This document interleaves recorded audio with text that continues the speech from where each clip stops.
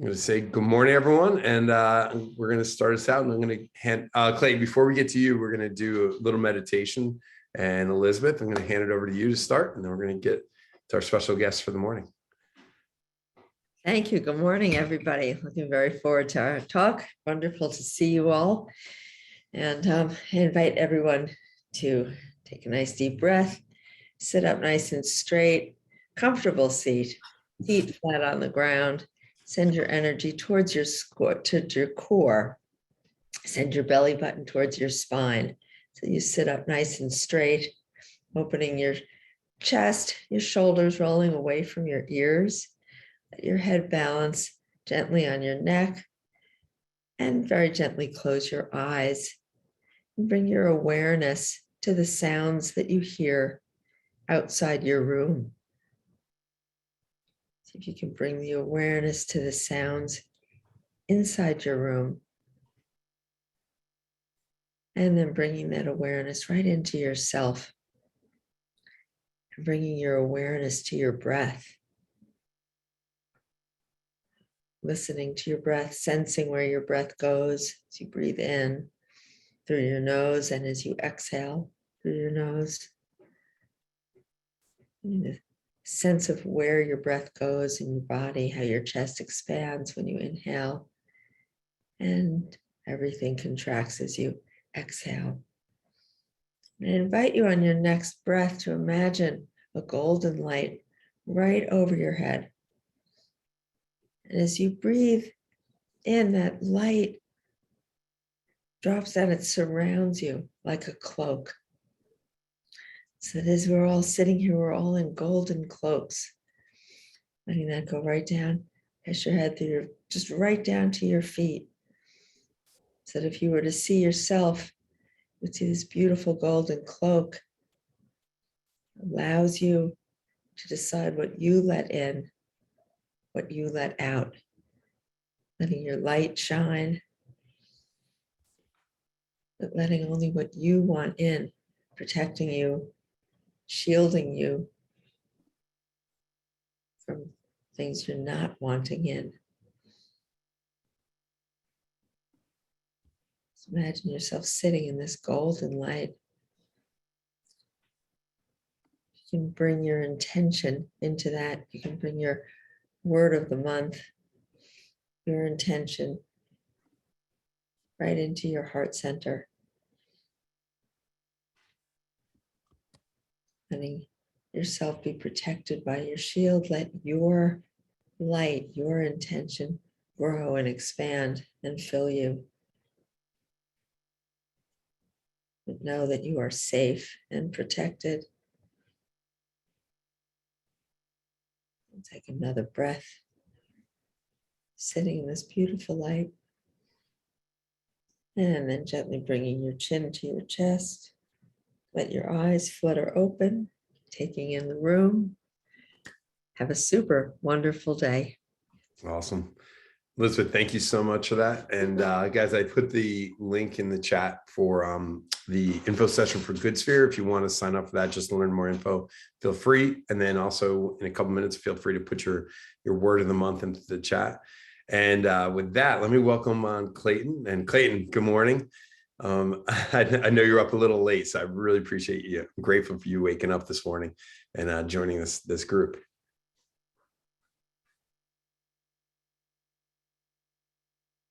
Let's see, Clayton.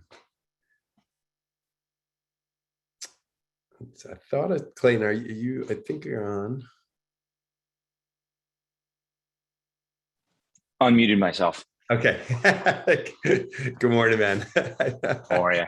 I was just saying I'm admittedly a night owl. So I sent an email off at 12:30 last night. I got it this morning. I was like, oh no, this poor guy's gonna hate me. Making him get up early.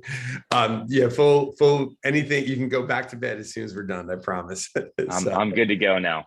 Awesome. Clayton, if you don't mind, maybe give a little introduction of yourself, and a little bit about what you do in your journey, and we'll get into our conversation. Sure. So my name's Clayton Orrigo. I run the Hudson Advisory Team in New York. We're a practice that works Manhattan, Brooklyn, and now the Hamptons. I started this business 5 years ago. I've been in the real estate business for just over 9 years. Awesome. And came to Compass 5.5 and started Hudson Advisory at that time with my business partner, Stephen Ferrara. Awesome. And prior to that, I worked in tech. I lived in Palo Alto for 3 years, running business development for a startup called Identified, which we sold to Workday. And prior to that, I had a career in finance and recruiting Awesome. in the hedge fund space. Very cool. So give us a background of like, yeah, you're in tech, you sell a company, like was real estate just like a passion? Like I love everyone's real estate origin story because very few of us like went to college and were like, I'm going to be a realtor. Right? So what was your real estate origin story? So look, when I look back on it now, it makes sense. Mm-hmm. The journey was very clear. I think it's hard. I think it's a tough business to go into directly out of college. Yeah. I was a pretty serious student. And so the natural trajectory when I graduated school in 2005 was to go into finance. I got recruited to a hedge fund right out of school. So it was what I always refer to as like chasing these inauthentic decisions. Yeah. Where, I was doing what I thought I was supposed to do. Yeah. But if you go back further and you look at my actual upbringing, so I grew up in Rumson, New Jersey. I was the kid in high school that would drive around looking at houses after school. It was just one of those things that, it kind of calmed me down at the time. I think if anything, it was more me dreaming day to day. Who lives in these beautiful homes? What was it like? I was very into art. I didn't understand it at the time, but I was really into architecture and design and a super observant, detailed person. So my mother's best friend was a realtor, and I always would pepper her with a million questions. And so I even today, I knew every house. Not for any other reason other than I was just interested, right? I don't know if we had Zillow at the time, but I would drive around looking at houses and I was obsessed. So as we look at it now, right? And so after the, I came back from Palo Alto in San Francisco, I had this like come to Jesus moment and said, what do you love? What are you good at? Yeah. What do you think your natural skill set is? And I, in many ways was like, I'm a good student. I worked in these different careers. Like I'm not going to be a broker now, right? At that point, I was 29, and I had a lot of really successful friends, particularly in San Francisco. And the one thing was clear is I was very entrepreneurial. I was a finance major, and had an entrepreneurship background at school as well. So I was starting businesses. So I had this kind of like come at me. I don't want a ceiling. I want to carve out my space. And I had a network that I developed in finance, socially and in tech. And I was like, how do you activate this network? Sure. And how do you monetize it? And how do you do it in an authentic way? And so this was the first step I actually did in my life that was authentic. And it was very clear because day one, it kicked off. It was like, I was like a fish in water. And for the entire 7-8 years, as I was trying to figure out who I was before that, all those decisions were completely not intentional at all. Right. They were heard. They were, look, in high school, I dated a girl whose father was a partner at Goldman Sachs. And this was not how I was brought up, but I saw he kind of was a partner during the IPO and I saw that whole thing and it was very intoxicating. Right. And so you're like, oh, that's what I need to do. Right. This is the path to success. Yeah. And so I did those things that were as I always refer to as inauthentic. And it wasn't until I got into this that it kind of kicked off, and it kicked off day one, absolutely my first day. I saw the path. I didn't understand fully what it would be, but I knew that I thought I might have it, like the ability to kind of connect the dots. I was always a connector to begin with. And I was already on Street Easy an hour a day anyway, looking at real estate. So why not make money off of it? Yeah. Well, I think New York is such an interesting market because of the fact you guys don't have an MLS. So the connector piece of it is so powerful up in New York, comparatively some other markets like where, you do have an MLS. Give us a background of like the Hudson Advisory, because getting into real estate, and then what was the origin story of Hudson Advisory? Because that's a very special group that you guys have formed. Sure. And so, and to touch on what you just said about the MLS or the lack of one, we're also a city that lacks hobbies, right? Mhm. And so when you think about Manhattan, I don't have a kayak in my living room, right? Um, Most people don't have cars. If you play tennis, most people don't play that often. So from a status perspective, unlike other cities where you might drive your fancy car around or ride your fancy bike around, or have these other ways to let people know who you are, and kind of indicate by the things you do. We're a city that lacks hobbies, and we're not that interesting when you think about it. So what do people have? They end up having real estate. And I think in turn, so many people are obsessed with real estate here because it's the one critical status symbol. Yeah. And so people talk about it, they're obsessive about it. My finance clients have, 6 screens, and one of them is definitely Street Easy, or now hopefully Compass. Yeah. Right. Yeah. And so there's a trading mentality to the transparency around our market. Yeah. Right. So that's, I think New York in a whole, one is, arguably the most efficient marketplace on the planet, and two, a very intelligent, obsessive buyer pool. Yeah. Everyone wants to know each other's trades, who's buying what, right? It's a very inquisitive market. That Saturday Night Live skit about being up and street easy Zillow porn at night is like completely accurate in our market. So the origin story on Hudson Advisory is, I started my career working at Town. I worked there for 2 years. I quickly knew within the first year that I was already one of the top brokers there, and I was like, well, this is a problem, right? Yeah. If I'm the top broker within one of the top brokers there within the first year, that's probably not a place I want to be.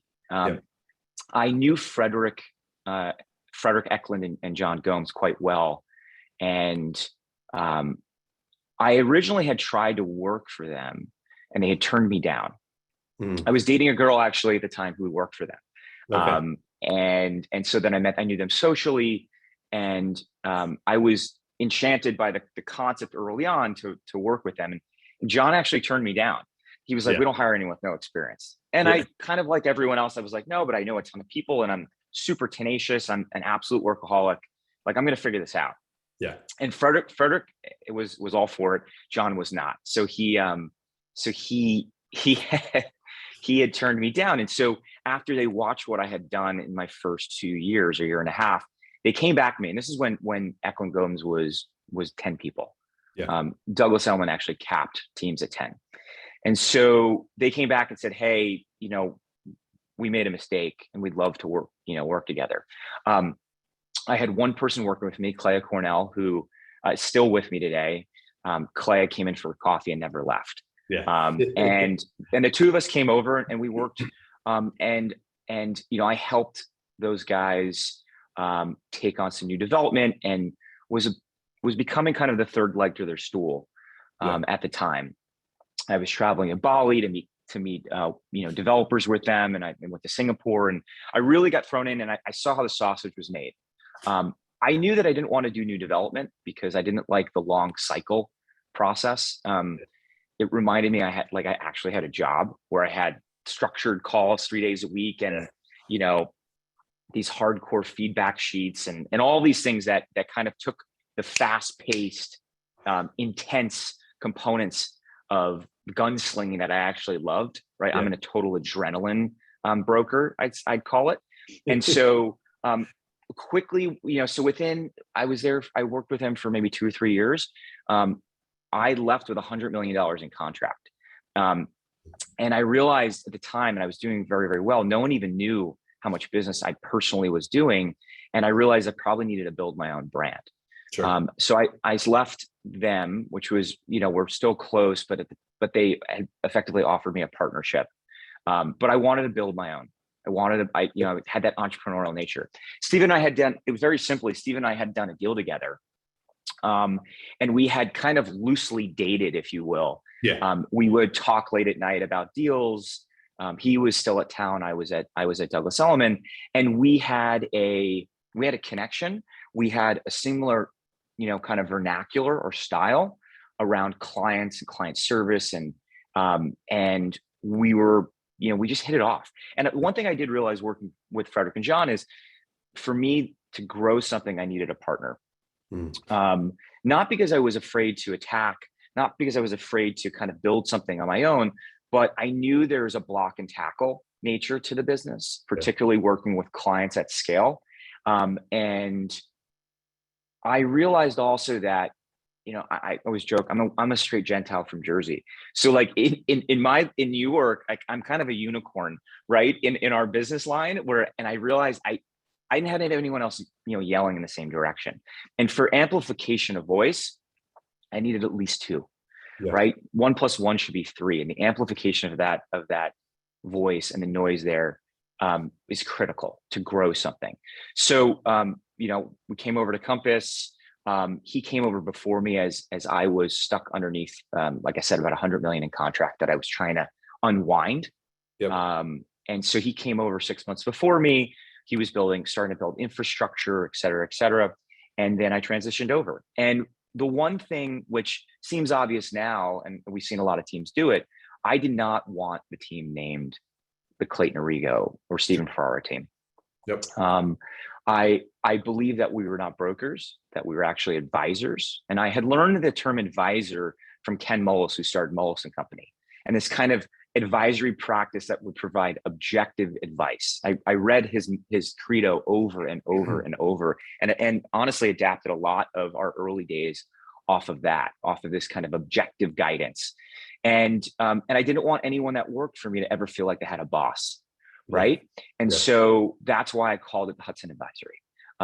That no one would ever go to a pitch and say, well, where's Orrigo and where's Ferrara, right? So that was a very thoughtful, calculated decision around this. It was not a kind of anti-ego decision, because a lot of people, if they see Hudson Advisory in the press or the rankings, some won't even know that it's me or Steven in most cases. But that was okay, because I believed in the goal of building almost a cooperative model. And I think about our team almost more of a cooperative, where I happen to be the board president, but everyone has a say and everyone kind of has ownership in this structure. And by working together, we can be, we're all better off. We have a more educated community and we have a flat organization. And so we're not hierarchical in nature. And so simply put, we started in Manhattan, which was our core focus, particularly downtown. And we started building the businesses around where we lived. I was saving every penny at the time, living in a studio at 20 Pine Street. And I lived there and literally saved every single penny until I bought my first apartment, which was actually one of my own listings at 25 Fifth Avenue, lower Fifth Avenue and 9th Street. And I truly built the business around 25 Fifth Avenue.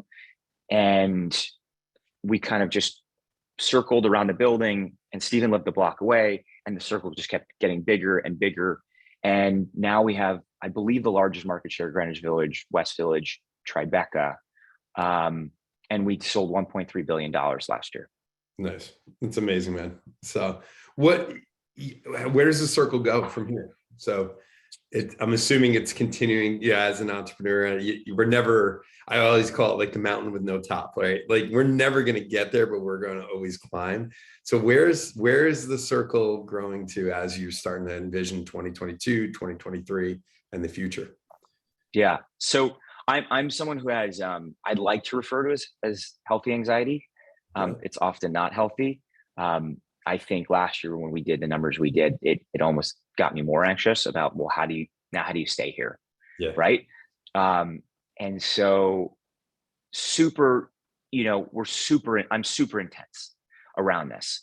And the belief system for me is that to build a moat and to build an expertise and to protect your business, you have to have a specific niche, at least in the beginning. And so that specific niche was focused downtown. And so if we walk lower Fifth, I can tell you every single building. I know every single line. I know a lot of the trades. I've done a huge percentage of them. So our penetration within a particular market was profound, right? Yeah. When I worked at 25 Fifth, like if anyone did another deal in the building, like, I was extremely competitive.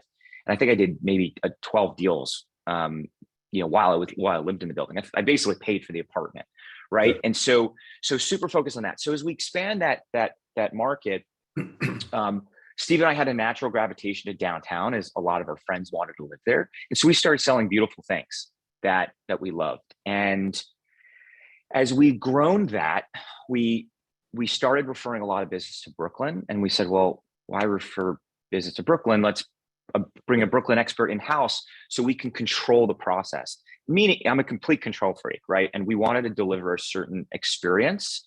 And then when we did that, COVID hit, at some point COVID hit, right?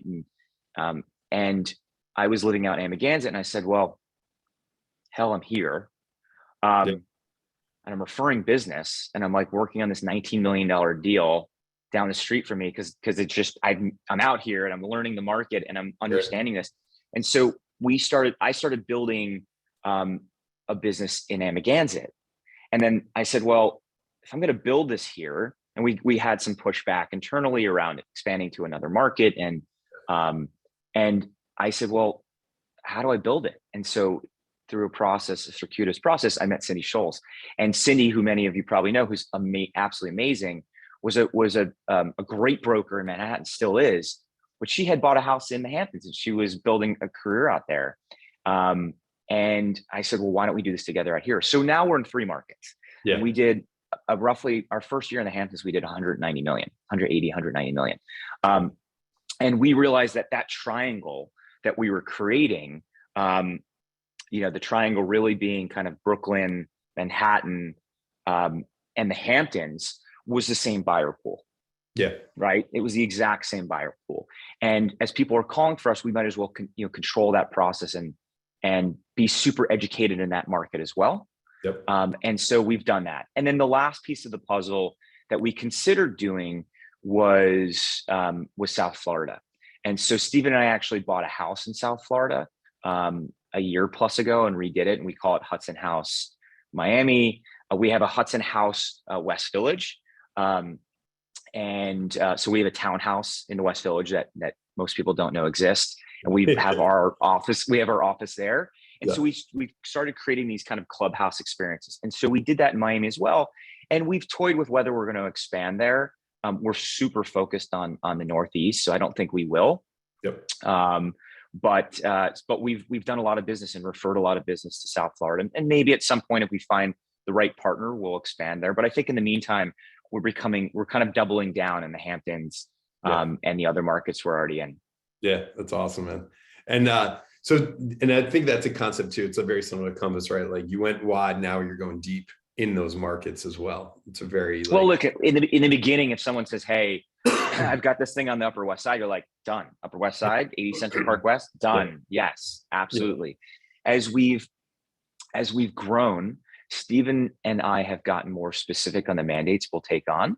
Mm-hmm. And in turn, we've continuously built the team to almost geographically control certain quadrants of the city.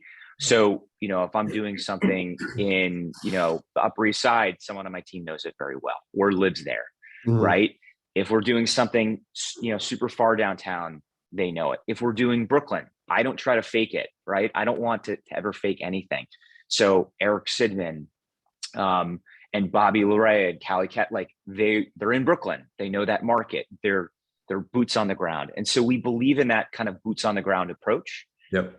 To really be a fabric of the community, a fabric of the neighborhood, and therefore be able to deliver really super specific guidance to clients. Yeah, that's awesome. Clayton, obviously running a big organization, you need to be, you're an amazing leader, but leadership doesn't just occur. Like you learn it, you learn lessons, you study it. What's a leadership lesson that you could pass along to the group? Because how many people are in the group? And I know you're a collective and everything along those lines, but there is a need. I call it that. I call it that because I think that's a more appropriate term. I love it. We're not a pyramid. Yeah. I find that a lot of teams are built on bringing young talent in and then like kind of crushing them on the fees and overrides, and that creates churn. Our team has had very little churn through the beginning. Yep. We've had 2 or 3 people leave the entire time, and 2 left the country. I mean, like, you know, 1 left to go on a TV show. And so interviewed her a while ago too. So yeah. And so look, everyone has their path, right? And if you're, you know, so I guess to answer your question, I believe in fanning the flame. In the beginning, I was a keep it small, keep it all kind of guy, right? And I realized to grow, we had to actually grow, which means bring on new talent. So we're now, and I'm going to screw these numbers up, but we're probably 23, 24 people. That's inclusive of full-time photography, which was a thoughtful decision that we did. We brought all media in-house to control that experience. I have a PA, not an EA. Steven has an EA. So our back support is an EA, a PA, a full-time photographer, 2 operations people, and now effectively a head of brand or COO kind of person. So we have 6 back office, and then total we have at any given time, call it 17 brokers, including myself, across 3 different markets. And so fanning the flame is, I take at least a half hour every day and call different people on the team to check on them. How can we actually add value? I'm annoyingly accessible. This term I always tell people. I tell when I'm in a pitch, I tell people I'm annoyingly accessible, right? Where and the same is for the team, right? The youngest person on my team who's been there for a month can get me on WhatsApp in 30 seconds. Like, I'm crazy accessible. And so I think being accessible for the team is critical, and putting them in positions to thrive, giving them max exposure to the way that you communicate, the way you handle certain situations, and trying to define what they're good at and fanning that flame, making sure that they have you there, making sure that they have your support is super critical. It's helping us expand the team, and everyone on the team is flying our flag. And so it's my responsibility to make sure that everyone's doing well. And I have this deep responsibility. And I think with certainty, every single person that's joined the team is making more money. It's critical that if they're not making more money, then they're not right for the team. Sure. If they haven't been able to take the platform we've built and make it work for them in some capacity, then it's probably not working. But it's worked for everyone so far. Granted, we've had great market conditions, but independent of that, I think many people have figured out who they are and what they're good at, and what geographic focus they want by being on the team. And we fan that flame. Ian Lefkowitz, who's an amazing young broker on our team, who's doing incredibly well. If anyone's followed his trajectory, 2 years ago, we sat him down and kind of whipped him into shape, and fanned his flame, realizing that he needed to work certain listings. He needed to be in front of certain clients. Those clients are in certain demographic, in certain parts of the city. And so he built a business focused really downtown, and particularly Soho and NoHo. And we made sure he was on those listings. We made sure he had those opportunities very specifically to help grow his business. And he's already over 7 figures for 2022, and it's March. Yeah. Incredible. That's awesome. Yeah. We're super proud of him. And look, I always thought I was a very selfish person. I've realized I've become a far less selfish, and I really worry about the team daily. Yeah. Well, caring about people. And I think that idea of fanning the flame, that's such a beautiful leadership concept, right? How can I fan the flame? Because if you, as a leader, if you fan it, it'll explode, right? It's like a fire. If you feed that oxygen into that fire, like, where can that go? And that's such a beautiful thing. Absolutely. And I've worked with a therapist for 3 years, 3.5 years. And I've worked with Courtney Smith for the past 8 or 9 months, almost as kind of a business therapist, a Wendy Rhodes type. I'm overly self-aware and acutely aware of my weaknesses, and I've been trying to work around those weaknesses. And so one of those was a focus on leadership. And so we have a bi-monthly call. It's hard to get everyone on a call every week, but every other week we get on a team call, and it's a no joke call, right? We get on, and I'm not a Tony Robbins character by any stretch, but I try to highlight certain things every other week that I'm seeing, providing guidance, trying to get the team jacked up, right? And we've also built, we operate our entire business on WhatsApp. We have an unbelievably robust WhatsApp, and that WhatsApp has, every listing has its own chat. Every buyer has its own chat. We have a listings chat. So Hudson Advisor, if you're on the team, you're arguably probably the most educated person in those markets, because all day long each of us are sending listings to the chat. Hey, have you seen this? Articles. And it's not just me, it's now kind of a ground up, right? The team is communicating, constantly educating each other. Hey, did you see this? Did you see this? Did you see this? Hey, this person just moved from Douglas Elliman to Compass, or Compass to here. And what do we think of this? And here's what's happening in the markets. Here's if I learn something on a pitch or from another broker, I put it in the chats, and it's very bifurcated, right? No one on the team emails each other, and they haven't in the 5 years we've been there. So we have an extremely robust communication platform, thousands and thousands of, literally thousands of chats around every buyer, everything. And so in turn, that's kind of something that I've been very focused on, to make sure that as a leader that we're delivering another layer of tools. Compass gives us a great set of tools. My job is to deliver a softer set of tools to my individual team, to make sure that they have the best pitch book. They have all the information they need. They have accessibility to me. They have an office that they can host events at, that we have a place in the Hamptons during the summer that we can do clam bake for 100 on the beach. We're really, constant swag. We have a whole swag closet, right? So we're constantly creating these softer set of tools, so that if you're on our team, that you're armed. Hold on, Clayton. That's fine. Sometimes people come off mute. That's fine. That you're armed with all of the tools to be the best version of yourself. And so I always call it, it's like, I'm just giving everyone another quiver. And that quiver, I'm just constantly filling it with additional arrows that they can shoot. Yeah, it's awesome, man. So if you don't mind, Clayton, let's get a little personal, because I'm a huge proponent. I think every person should have a therapist personally. I'm very open about it. Good. You get, these guys all know, I'm a, therapy junkie, self-help junkie. Give us, what's one of the most challenging personal things you've gone through that you've grown and learned from? And feel free to be as vulnerable as you want. You don't need to say the specific if it's too much, but because we've all gone through challenges. And I think often people look at someone like you, ultra successful, and they think oh, Clayton's got it all figured out, right?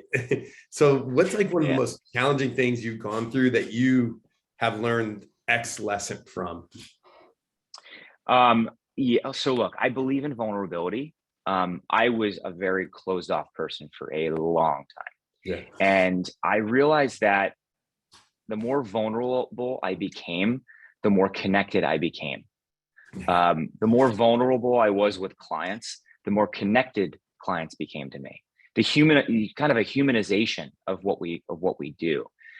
So we're in this business all day, helping people, getting super, super personal with them, but it's often one-sided, right? We know everything about them. We know what's going on in their marriage, where they want to live, the arguing, and kind of we're integrated in this in such a profound way.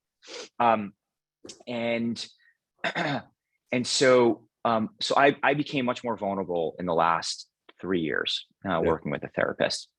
A challenge which I'll highlight very, very loosely. My best friend, my father, got Alzheimer's 3 years ago, and so I've been working through that, which is a really, really difficult thing. I'd say, and he's my best friend in the entire world. We talked 3 to 5 times a day, right? This is my legend. And he developed this at 66 years old, and in the last 3 years is gotten pretty wiped out. Yeah. So personally, that's been my biggest challenge, is keeping that happy face and being super focused when there's times where it's super, super hard. What's the lesson from that? It's a bit of a carpe diem approach, right?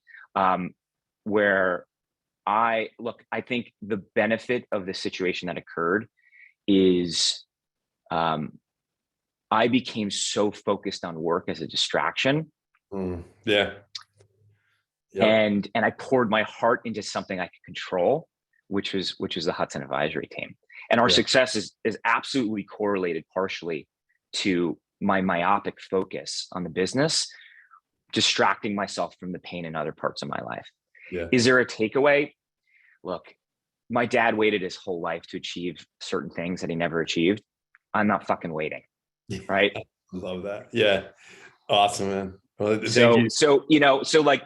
So I have these dragons I want to slay, right? I Yeah. always tell the team, like, what's the dragon?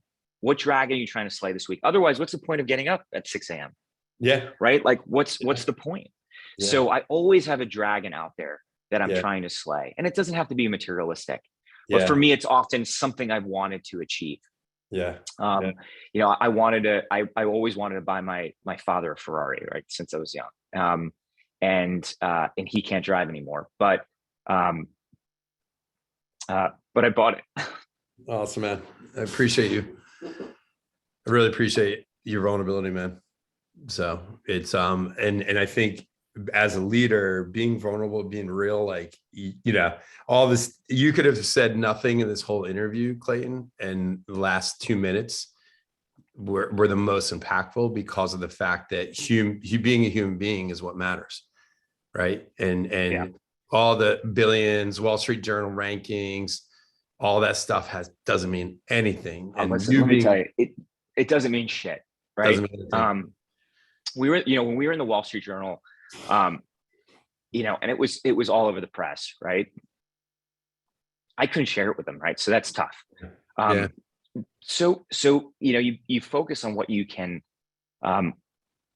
handle, right? And you focus on what is in your control, and it's something I work on, right? So you know, I'm not wasting any time, right? And so, you know, clients don't know how deep that pain is. They're focused on what they're focused day to day. And by the way, no one wants to work with a broker who is sad and depressed, right? That's not exciting. Yeah. Right. Yeah. So we get up, we have to put this happy face on, and we've got to go after it. But I believe in the vulnerability of it. Right. And so, you know, look, I bought an old Ferrari 3 weeks ago, which I was chasing for 8 months, and I will symbolically give it to him in a couple months when it's done. I'm restoring it right now. I'm a huge car fanatic, like massive. And I'm very passionate about a lot of stuff. So that's one of my passions. And so I'll symbolically give it to him. And it's kind of a check the box. Yeah. Right. For me, it's something I want to do my whole life. But, you know, because I do believe that the numbers are one thing, but there has to be some concrete evidence of your success. So my view is treat yourself. And treat others around you. Don't waste any time. And I also find that a lot of the things that a lot of my dragons I've wanted to slay, where I want to live in the West Village, and this is the only place I want to live. And I want this, I very much architected and designed my life by chasing a few of the things. Oh, I want the house on the beach. I want this, right? Very wanting. But the things I wanted, it wasn't getting them was almost a letdown. Yeah. It's been the hunt. It's been the chase. It's been the process that I've enjoyed the most. Yeah. Right. And through that process, I've built incredible networks, and the network effect around these passions has really helped build our business. Right. Yeah. Me buying that stupid car is, you know, some would say it's obnoxious, or it's not. For me, it's the chase, it's the desire. And also, when I have it, I'm going to build a whole community around it, and I'm going to go to car events, and we're going to do these things together, and it'll turn into opportunities to meet clients and have conversations that are authentic around passions.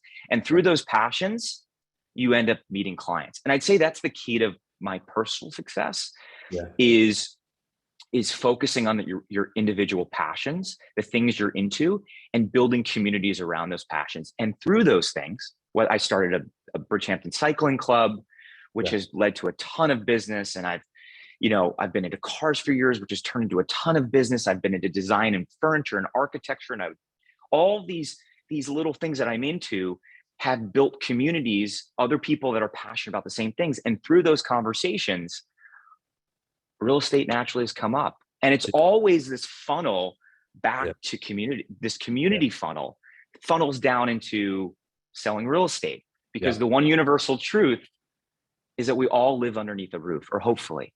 Yeah. Right. Yeah. And so naturally, if we have shared passions, then when it comes time to sell something or buy something, we hope I hope that the people that are in my network, I'm a default phone call. You got it. Yeah. And it's never about the house. It's never about the house. It's about the human being. It's about the human being. And no, I'm not. We're not like brokers. What do we like? I don't get paid to open a door. I'm a therapist. Yeah. I'm generally an insurance policy when shit goes haywire. Exactly. Right? The therapy. And that's, if any realtor on the call has never done therapy, like do therapy, it'll make you a better realtor. Because it's all about like understanding how to ask questions, how to get to the heart. And a lot of people, Clayton, will say like, oh, I see this likely to sell, or I see this person, like, what do I say? I say 3 words. How are you? That's it. Yep. It's the most powerful lead generation email you could ever create. How are you? That's it.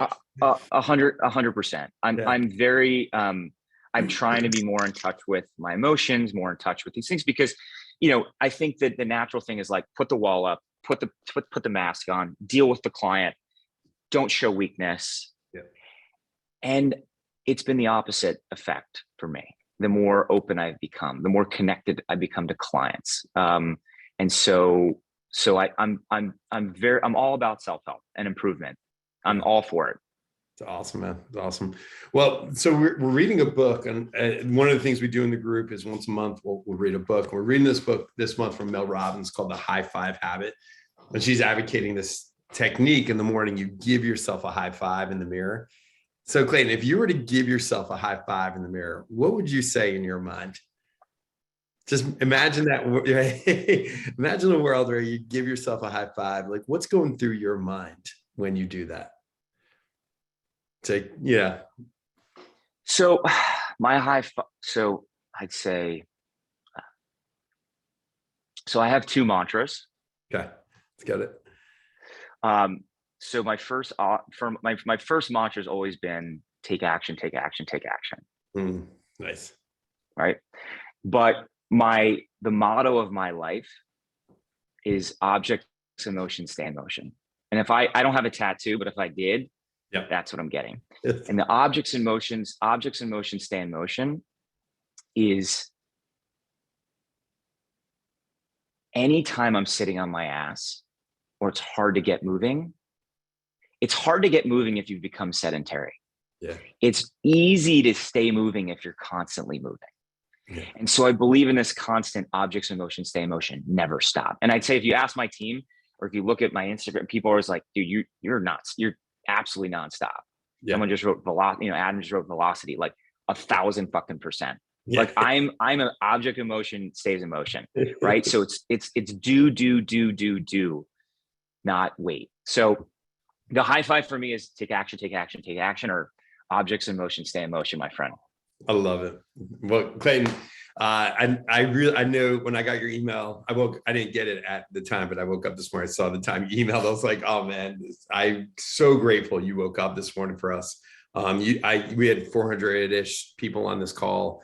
You had massive impact. Your vulnerability is so powerful. And from now to the rest of the time that I know you, I will never care about any number you put up, but I know you're going to put up massive numbers. I will always care about your sharing your dad and your experience with us and with 400 people. That takes real balls, and I'm so fucking honored to know you. So it's great. Thank you for the time. I appreciate it. Yeah. Well, guys, I hope, and Clayton, are you comfortable if people send you some thank yous, emails? Is that Oh, the hell, best way? I, Instagram? I'm easily accessible, and I'm on. Yeah. You guys can all look me up on Instagram. I appreciate you giving me, creating this space. Yeah. I was a little nervous to come. Honest, to be frank, I've only had your picture on here because I didn't want to see everyone's faces because it might make me a little bit nervous. Yeah.